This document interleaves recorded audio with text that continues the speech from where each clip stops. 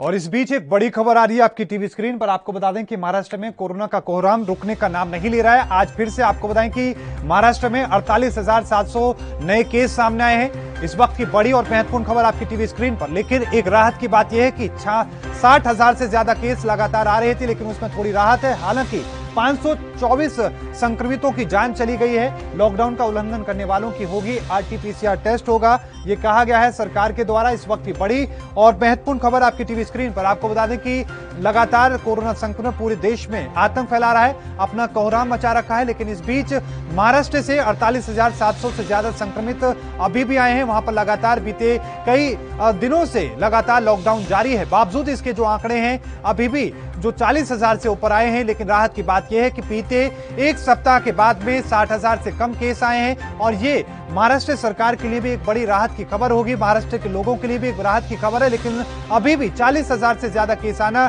कहीं ना कहीं चिंता की बात है। आपको बताइए कि 48,700 नए कोरोना के संक्रमित मामले आज 24 घंटे के दौरान महाराष्ट्र से सामने आए हैं। आपको यह भी बताते चलें कि लगातार कोशिश यही की जा रही है कि सख्ती की जाए ताकि संक्रमण को फैलने से रोका जाए। ब्रेक द चेन के नाम से लगातार लॉकडाउन लगाया हुआ है। महाराष्ट्र सरकार कोशिश कर रही है कि ब्रेक द चेन के नाम से कोशिश की जाए कि चेन को तोड़ा जाए और तमाम स्थिति को संभालने के लिए लगातार ज्यादा से ज्यादा लोगों को वैक्सीनेशन देने की भी कोशिश की जा रही है, वैक्सीन देने की कोशिश की जा रही है। यही वजह है कि अब बीएमसी के पास 1,80,00,000 से ज्यादा एक बार फिर से डोज मिली है, जो कि 3 से 4 दिन चल सकती हैं। इसके साथ ही इसकी तैयारियां भी की जा रही हैं। आपको ये बताते चलें कि महाराष्ट्र में वैक्सीनेशन अब तक सबसे ज्यादा वैक्सीन की डोज दी जा चुकी है। तो वहीं आपको ये भी बताते चलें कि पूरी कोशिश ये की जा रही है कि ज्यादा से ज्यादा लोगों को वैक्सीन लगाई जाए, क्योंकि इस संक्रमण के दौर में वैक्सीन से थोड़ी राहत मिल रही है। जो लोग जिन्हें वैक्सीन लगाई जा चुकी है वो लोग या तो संक्रमित नहीं हो रहे हैं या फिर संक्रमित हो रहे हैं तो उन्हें अस्पतालों की जरूरत नहीं पड़ रही है। ये एक्सपर्ट्स का दावा है। लेकिन इसके साथ ही अभी भी जो आंकड़े सामने आ रहे हैं वो अभी भी चिंता वाले हैं, क्योंकि करीब 40,000 से ज्यादा आंकड़े अभी भी आना चिंता की बात है महाराष्ट्र के लिए। लेकिन सबसे बड़ी राहत की बात मुंबई के लिए है। मुंबई में लगातार बीते एक सप्ताह से जो संख्या है वो कम होती नजर आ रही है। इस वक्त की बड़ी और महत्वपूर्ण खबर आपकी टीवी स्क्रीन पर महाराष्ट्र से। आपको बताते चलें कि महाराष्ट्र में बीते 24 घंटे में 524 नए संक्रमितों की जान चली गई है। इस वक्त की बड़ी और महत्वपूर्ण खबर आपकी टीवी स्क्रीन पर एएनबी आप तक पहुंचा रहा है। लगातार पूरे देश में कोरोना संक्रमण अपने चरम पर है। तेजी के साथ संक्रमण के मामले बढ़ते नजर आ रहे हैं। सत्य प्रकाश सोनी हमारे संवाददाता हमारे साथ महाराष्ट्र से और ज्यादा जानकारी के साथ जुड़ चुके हैं। सत्य प्रकाश सोनी, महाराष्ट्र में एक बार फिर से 40,000 से ज्यादा मामले सामने आए हैं, 524 संक्रमितों की जान चली गई है। क्या कुछ अपडेट है, एक बार विस्तार से बताएं। जी देखिए, महाराष्ट्र में लगातार कोरोना संक्रमण की रफ्तार बढ़ रही है। वहीं मुंबई की अगर बात करें तो मुंबई में रफ्तार कहीं न कहीं जो 47% कम हो रही है, जिसको देखा जाए तो आज के जो आंकड़े अब बेहद संतोषजनक है।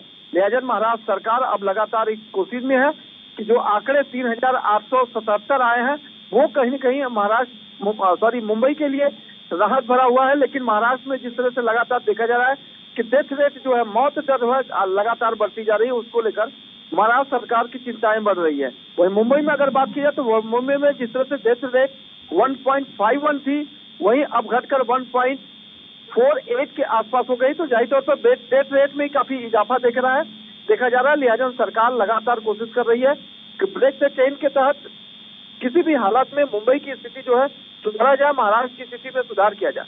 बिल्कुल सत्य प्रकाश सोनी, एक बात और हम समझने की कोशिश करें कि जिस तरह की स्थिति फिलहाल वहां पर बनी हुई है। हालांकि राहत की बात यह कि 60,000 से कम केस आए हैं, ये राहत की बात है, लोगों को भी राहत मिलेगी। मुंबई में बीते एक सप्ताह से लगातार केस कम हो रहे हैं। लेकिन साथ में वैक्सीनेशन की अगर हम जानकारी लेना चाहें, वैक्सीनेशन को किस तरह की स्थिति है, क्योंकि वैक्सीन लगाने वाले लोग कम संक्रमित हो रहे हैं।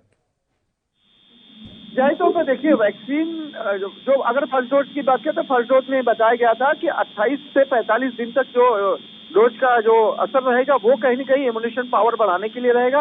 उसके बाद जो सेकेंड डोज दी जाएगी उसमें आपको किसी भी तरह का संक्रमण रहेगा तो 70% वो संक्रमण को रोकेगा।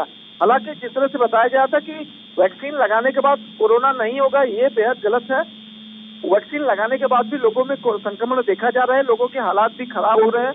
लेकिन जिस तरह से वैक्सीनेशन को लेकर कहा गया था कि 95% मौत नहीं होगी, लिहाजा संक्रमण हो सकता है, यानी कि जो इन्फेक्शन का रेट है वो काफी कम रहेगा। ये वजह है कि लगातार लोगों में एक जागरूकता है, लगातार लोगों में एक उत्साह भरा हुआ कि जल्द से जल्द वैक्सीन लिया जाए। हालांकि जिस तरह से कहा गया है कि देश में जो है अब आने वाले समय में 1 मई से जो है 18 से ऊपर वालों को के लिए भी जो है वैक्सीनेशन का जो है दौर शुरू कर दिया जाएगा। लोगों में उत्साह है कि हमारा नंबर कम आएगा, इसको लेकर लगातार तैयारियां चल रही है। इस तरह से बताया जा रहा है कि देश में 1.43 करोड़ वैक्सीनेशन का तैयारियां हो चुकी है। तमाम सिस्टम जो है कहीं न कहीं महाराष्ट्र में जो सुचारू रूप से संचालित करने की पूरी कोशिश की जा रही है। जी बिल्कुल, बहुत बहुत धन्यवाद सत्यप्रकाश सोनी हमारे साथ जुड़ने के लिए, तमाम जानकारी। देश दुनिया की खबरों के लिए एएनबी न्यूज को सब्सक्राइब करें और बेल आइकन दबाएं।